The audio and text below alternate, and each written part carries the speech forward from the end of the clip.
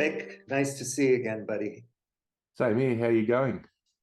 Good. It's kind of things getting back to normal in a way. Had a lot of visitors pass by in late summer, early fall, August, September, which has been fun, but it's also, work to have visitors. Yeah. Yeah. Most people, when you see them, you haven't seen them for a while, you say, "Oh, you've had a haircut," but I notice your hair has grown. Yeah.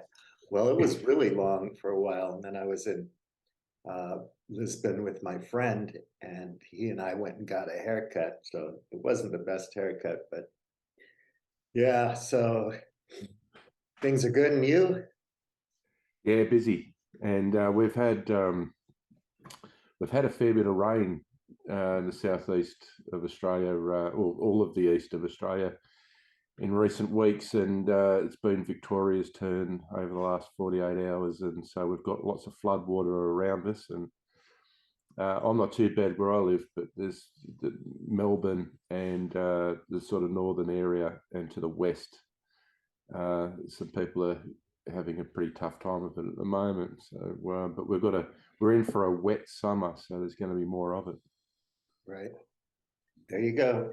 The weather. We won't mention anything to do with anything else. The weather. One of our videos got taken down because we were joking about the conspiracy theorists about the reset and all that.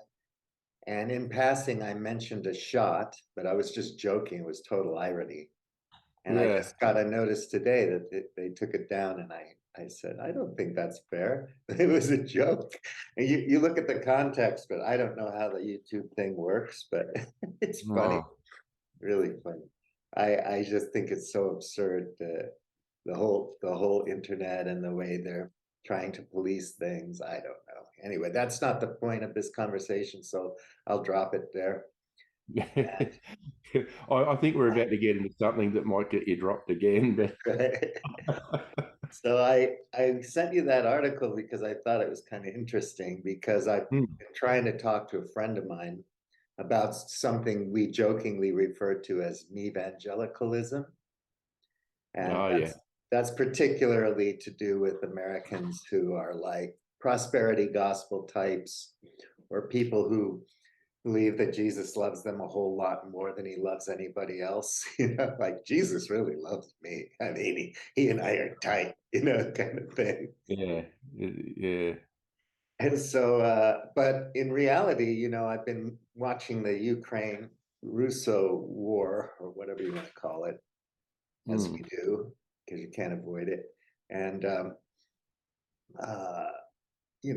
from the very beginning, when we talked about it, we were thinking about the, Christian nationalist aspect of the whole thing.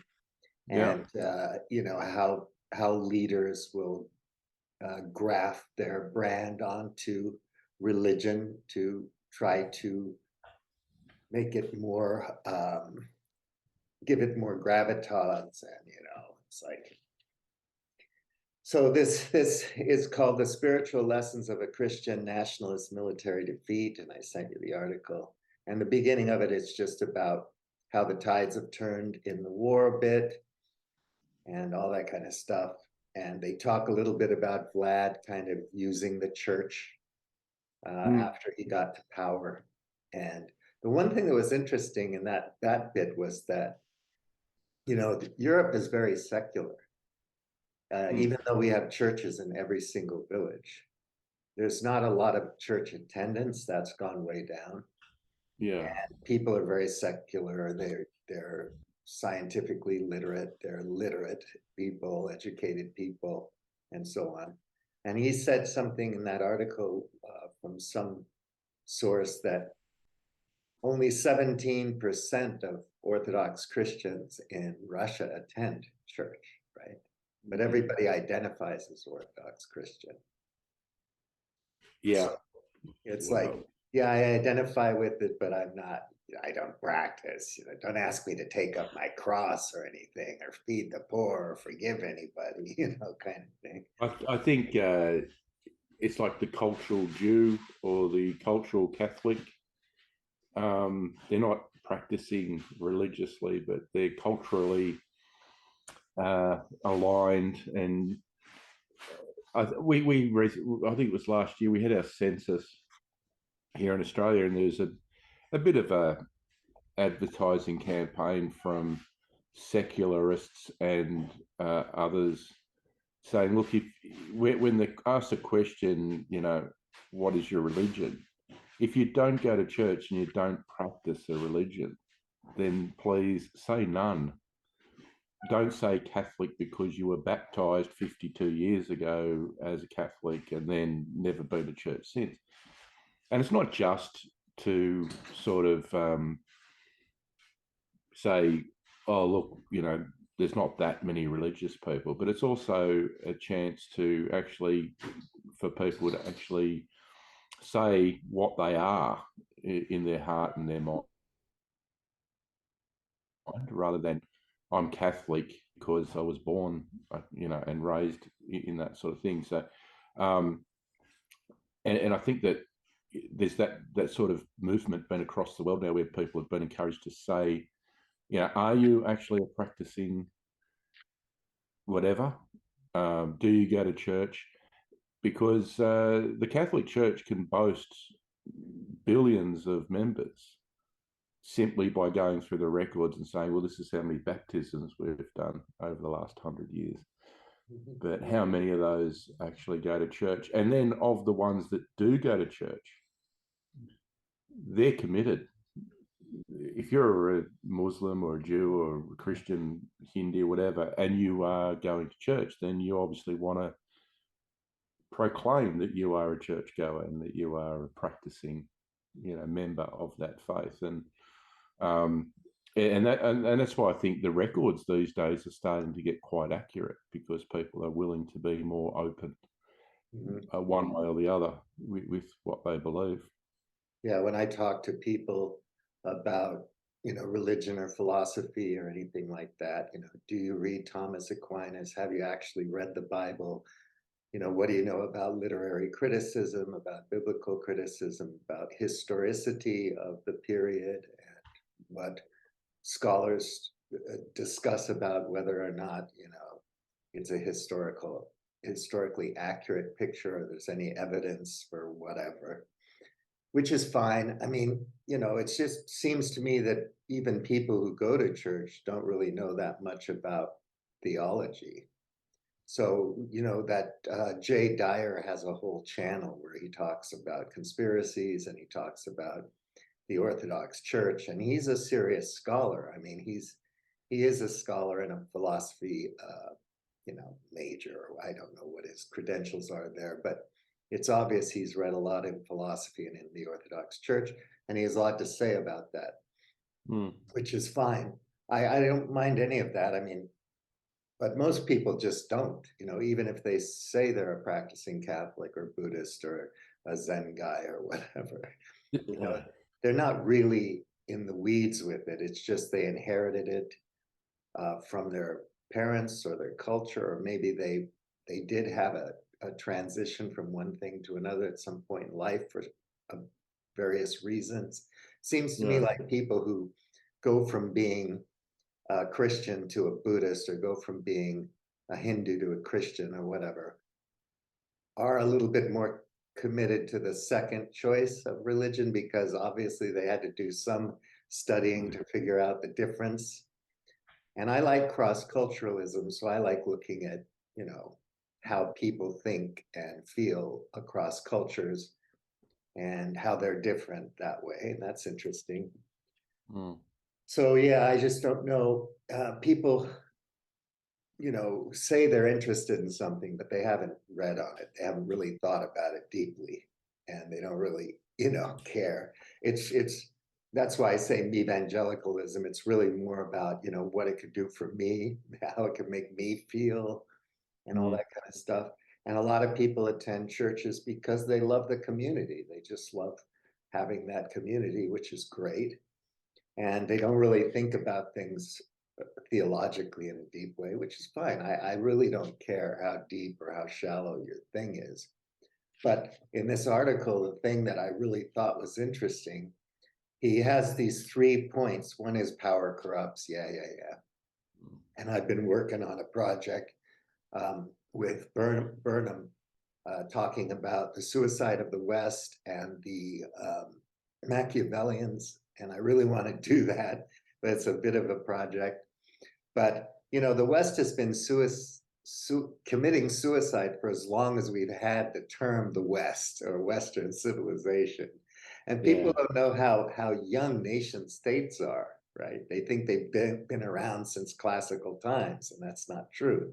You've had kingdoms and empires and other things, but this global idea of nation states under global rules of law and so on, it's really new. I don't know why people want to blow that up necessarily, why it's a totally bad thing or a great thing, but it is what we live under now. And so the world is global. The world does have global governance to a certain degree, and also nation government and identity, and also local. And, you know, then we break it down to other cultural things like religion and you know, hobbies and whatnot.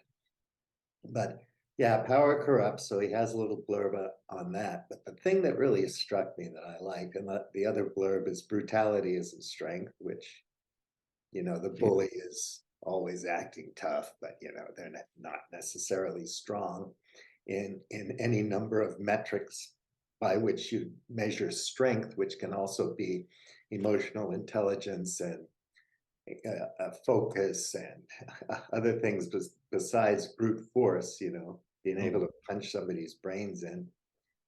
Yeah. But that was the thing. So I sent that to you. Did you look at that? I highlighted. Yeah, I read it. I read it a couple of times, and I think what you've touched on there about which goes to the one world government and new whatever it is, you know, that they want to call it. Yeah. When you think about it, you know, we cherish democracy in the West, and we could talk about what is true democracy versus what is the democracy we've got, but the ideal of it. And I suppose that, you know, when you're at local government in your local area, you're a little bit more empowered than your province or your state government. You're a little bit less empowered, but still empowered. Federal government, you still get a vote, but it's a bigger pool, and you have less of a say. And so you can imagine how frightening the idea of some sort of United Nations style world government would operate. And what we have at the moment is United Nations and a number of world organizations that are just places where people come to discuss and agree on a set of rules that we can all play. You need it for fisheries, you know, for territories, for trade, you know, all these kinds of things. And you can't do anything without these organizations and rules. No. It seems like the conspiracy type think anything that's organized at all is just an evil conspiracy. That's another thing with Orthodox Christians and Christians, you know, if you don't understand it, or if it goes against the grain of your ideological beliefs or religious beliefs, it's very easy to hand wave it away just by saying it's satanic, or the guy's possessed by demons or something. I mean, keep it simple, stupid. You know, this isn't about a complex entity like culture or whatever. It's satanic. It's you know, demons that possess the person, and that explains it all. I think that when we talk about demons, it's almost a default for anything of which makes us question our beliefs, and we don't want to, so we push back, and the glib answer is that's the work of the devil and all this sort of crap. And people are serious about it. I mean, very logical, reasonable, rational, intellectual people are very serious about that. And they have their reasons, and those reasons come from their religious books. And it's all founded in logic and so on. But you have to take great leaps of faith to get there, to get to that logic. So there's always things underneath, assumptions that you have to take for granted just to make those logical arguments. So whatever. I mean, I like compatibilism in Orthodox Church or whatever. Like there are presbyters and theologians and philosophers in that church that understand that science is different from their religious, the church and their tradition and their beliefs. And so they can talk about evolution, for example, without, worrying about some evangelical belief that the world was created 6,000 years ago, whatever. Yeah. And they can say, yeah, germ theory and all that. Yeah, that's science's domain, and they do a great job of that and sending people to the moon and whatnot. And we don't know what God thinks. How could we possibly know? And so maybe if you don't practice properly, and he might let you into heaven after you die. They're compatible. They're like, they don't have to fit everything into a classic age book that's been interpreted over thousands of years to mean this, that, the other thing for different people. And you look at things like the 30 Years' War, and the Peace of Westphalia and all these kind of historical things. You just see how much we've beaten each other up over interpretations of these things. But I often think we're just using, leaders are using religion as a way just to manipulate and control people. It's just another lever of control. So when that was the other point. The other thing I got out of that article was the idea of what he calls Christendom versus Christianity. Yeah, that's the thing. Yeah. And it is very dangerous. So I love what he alluded to, Kierkegaard, right? So he's a Danish philosopher and kind of like a very interesting guy, Soren Kierkegaard. But he was just pointing out that this is a very interesting thing. For Kierkegaard, an essential part of the Christian life is self-examination and imitation, finding oneself confronted by Christ and beckoned to follow.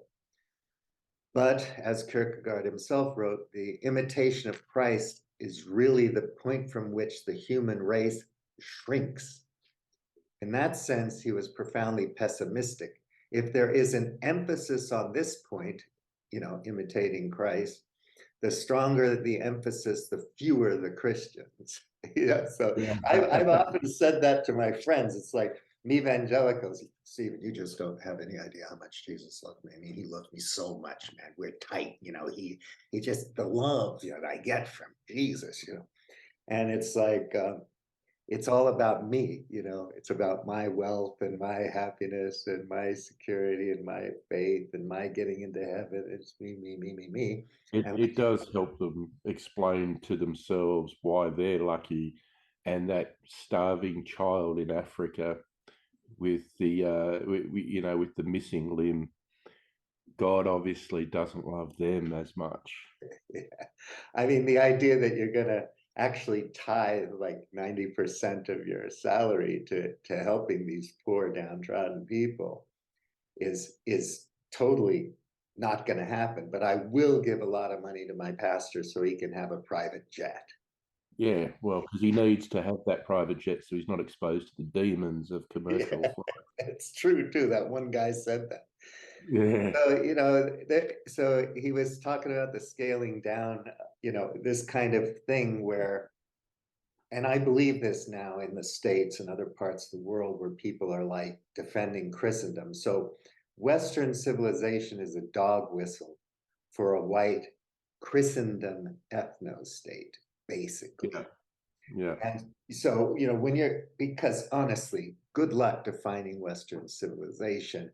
And every time I ask someone to do that, they're just pointing to, well, Australia, New Zealand, Canada, the United States, and Christian people. And it's kind of this Jordan Peterson thing, which is so sad, silly, and shallow. I just, so it's obvious that people want to be grounded in some big thing. And that's Christendom. And we're on a crusade and we're going to transform the world for God and everything. But if they read the Beatitudes of Christ, it's totally different. It's about humility. It's about forgiveness. It's about love. Jesus was a socialist, and they Well, can't. whatever you want to call him. It's like I always tell people that Jesus wasn't a Christian, Buddha wasn't a Buddhist, Karl Marx wasn't a Marxist, on and on and on, because obviously he wasn't. But the things that he stand for, call it a brand, if you will, the Jesus brand, or whatever, the values, the morals, the ethics.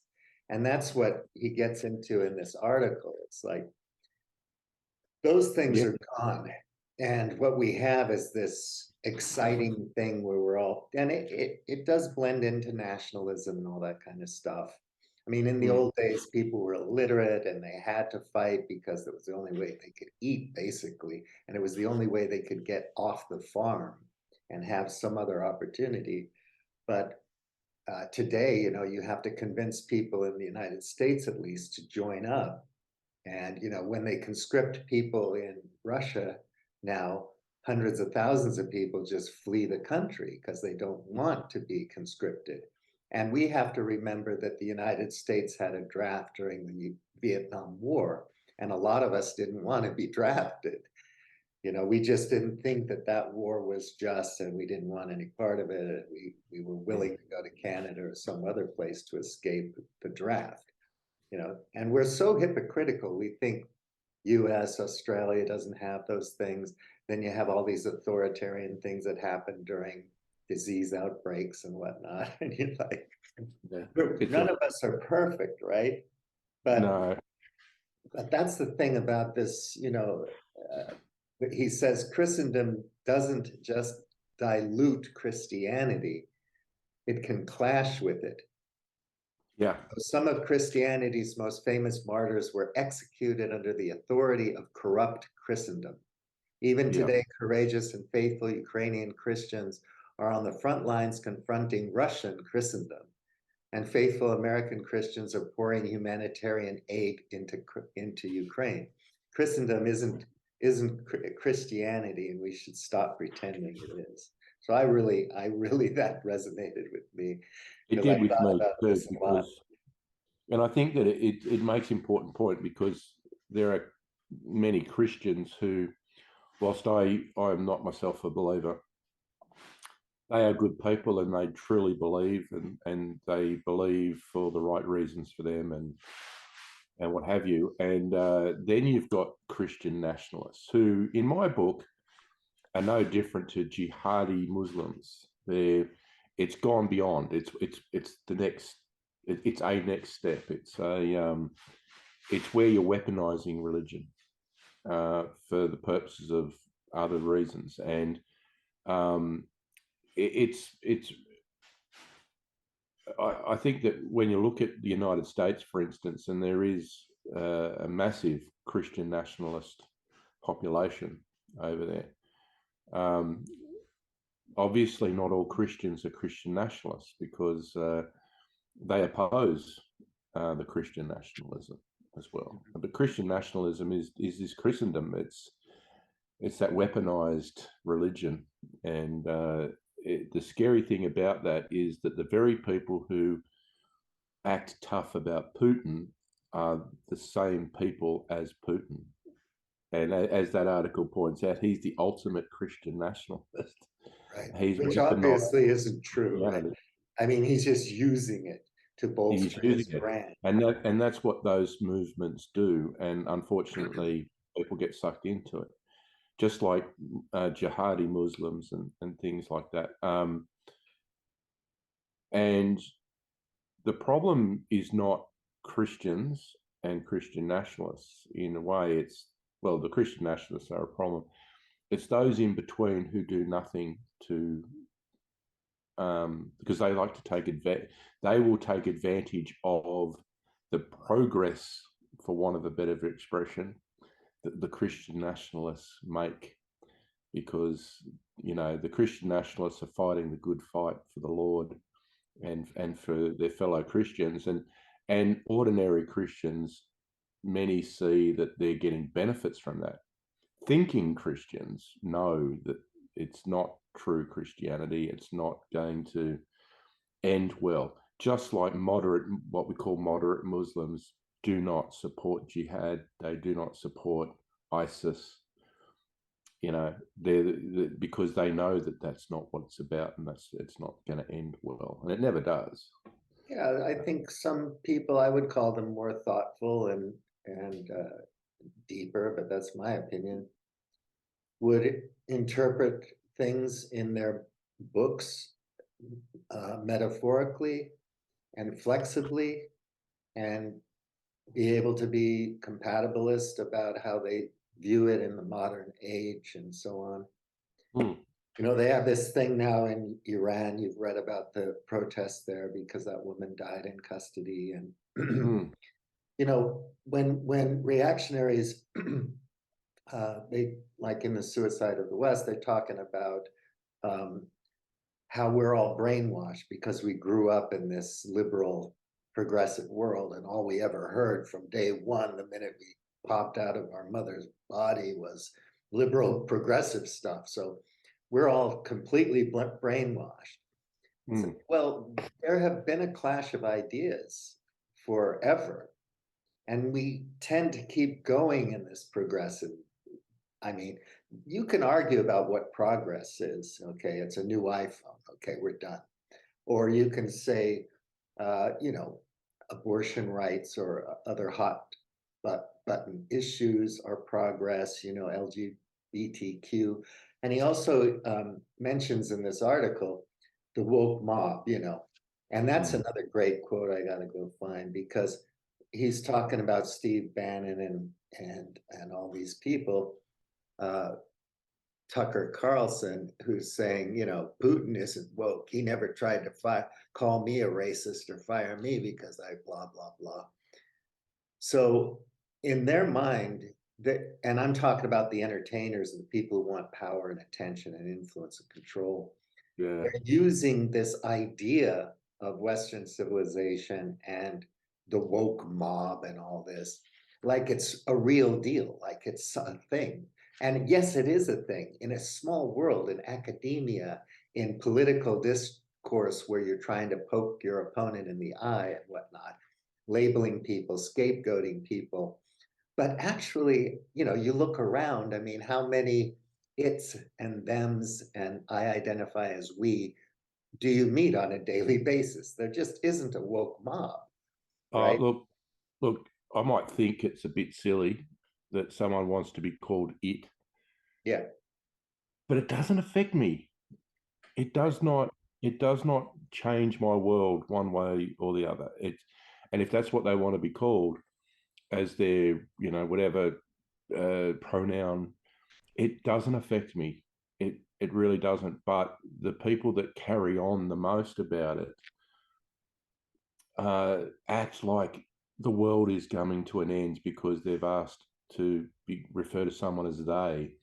And it doesn't help when you have got militant people on who go ballistic when you misgender them. You know, what people like Toxic Tucker say, you know, Tucker Carlson, Toxic Tucker Carlson, I call him, is that he finds an extreme. So anyone left of him is everyone on that is that extreme. A bit like leftist people invoking Nazi and fascist to anyone who isn't as exactly. It works both ways. It's all it does. It does. Like and so we're all everybody's fascist if you're a little bit conservative, you know. So whilst the people who are left of centre get concerned about fascism and Nazis because the extreme left are really pointing to small groups.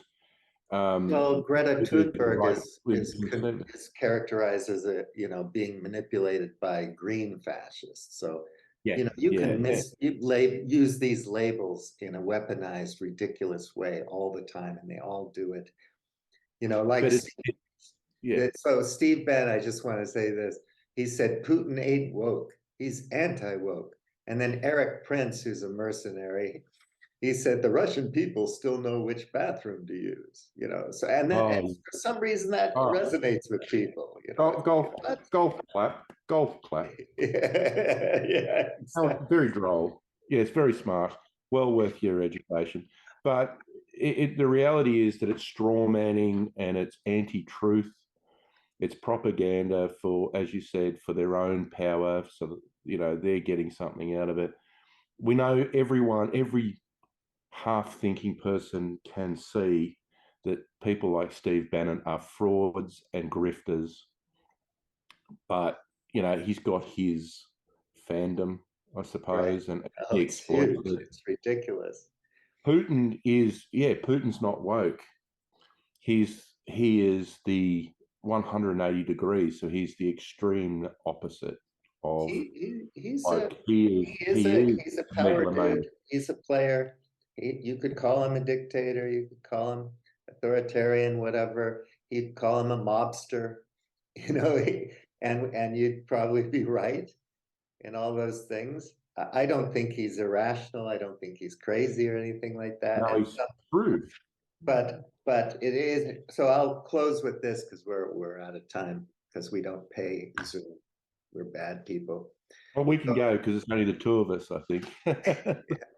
well, no, they you Oh, got yeah, 6 minutes left now. It's 40 something's just minutes. come up. That's all they Yeah. give you. So Oh, he yeah. said, the guy says, brutality is meeting courage and courage prevails. Well, anyway, sorry, I don't want to read that part. But he says, Russia is not America. We have too many checks and balances for any person to assume Putin-like control over the United States. But those who see the left as an existential threat, who seek ever greater Christian power to punish their enemies, and who believe character is optional or an outright luxury in leaders, should look across the Atlantic. So his other thing was, people with this kind of erroneous view who don't understand the difference between Christendom and Christianity, um, uh, they've given up on character. They just don't think character matters. And you can see that in the Trump phenomenon, Ends where, justifies the means. Yeah. right, character doesn't matter at all, and so on. So it's like, Well, they put aside they suspended their disbelief and all that because they wanted their judges on the Supreme Court. They were more looking at what Trump would get them and they looked through and past Trump as a person because he is the seven deadly sins personified.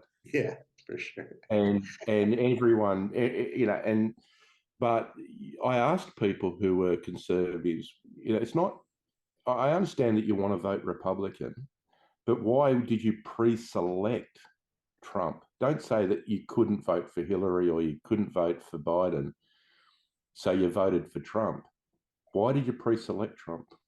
Yeah, You had really good candidates. I know. Next to him on the Yeah, podium. Yeah, yeah. so I'll just close the thing from the last paragraph because I still think that's, resonates with me.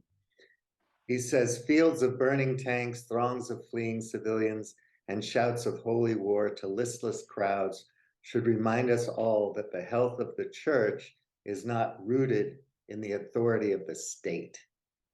The failures of Putin's brutal Christian nationalism serve as a terrible reminder that the cannonade contradicts the spirit of the cross, and that only sacrificial love can truly redeem a land that is lost. And this is, where did all that sacrificial love go? And the forgiveness and the understanding and the Beatitudes and all that. And oh, no, we just want to, well, and of course, the conflict is super complicated. You can't reduce it to any one thing. But I just thought that the juxtaposition between the ideas of Christendom and being a Christian, Christianity, Yeah. was kind of a good point and a bit profound. And I thought he laid it out nicely in that article. So I'll post that in the description of this video. Well, I recommend it's a good read. It's only takes about 6 or 7 minutes to read, but it's very profound and just be very clear. It's not having a go at Christians. No, It's basically highlighting what happens when Christianity gets weaponized into a nationalistic sort of that's right. situation. Yeah. Yep, very good. That's true. So yeah, thanks a lot for your time again, my friend. And you know, you're always welcome here. I had an Aussie visiting recently, and we could have another Aussie someday. So thanks a lot, Mick. I appreciate you. Thanks for getting us on the chat, and thanks for sending us the article and the other links as well. Okay, buddy. Talk to you again soon. All the See you, best. mate. See ya. Yeah.